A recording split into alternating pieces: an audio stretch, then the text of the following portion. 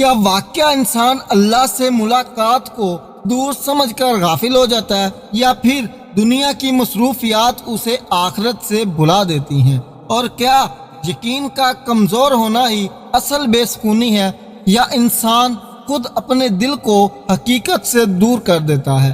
آج سورۃ البقرہ کی اس عظیم آیت میں اللہ تعالیٰ ان لوگوں کا ذکر فرماتے ہیں جو آخرت کی حقیقت کو بھول کر دنیا میں گم ہو جاتے ہیں۔ قرآن کریم کی سورۃ البقرہ کی آیت نمبر 46 میں اللہ تعالیٰ فرماتے ہیں، جو یقین رکھتے ہیں کہ وہ اپنے رب سے ملاقات کرنے والے ہیں اور وہ اسی کی طرف لوٹ کر جانے والے ہیں۔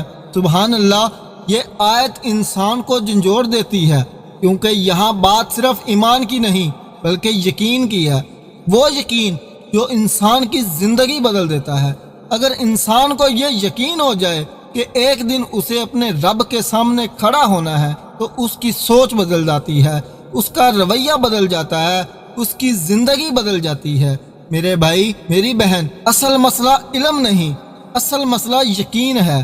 ہم سب جانتے ہیں کہ موت آنی ہے، حساب ہونا ہے، اللہ کے سامنے جانا ہے، لیکن یہ علم ہمارے دل تک نہیں پہنچتا، اس لیے زندگی نہیں بدلتی۔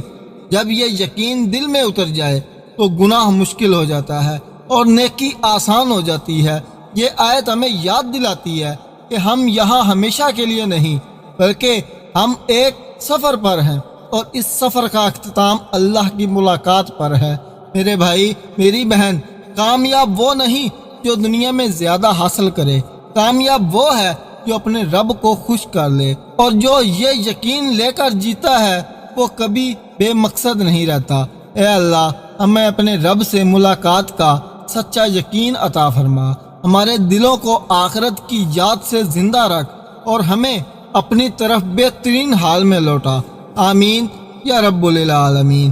اگر آپ قرآن کو آسان الفاظ میں سمجھنا چاہتے ہیں تو اس چینل کو سبسکرائب ضرور کر لیجئے، اور یہ پیغام صدقہ جاریہ دوسروں تک بھی ضرور پہنچائیے۔ جزاک اللہ خیر۔ السلام علیکم ورحمۃ اللہ وبرکاتہ۔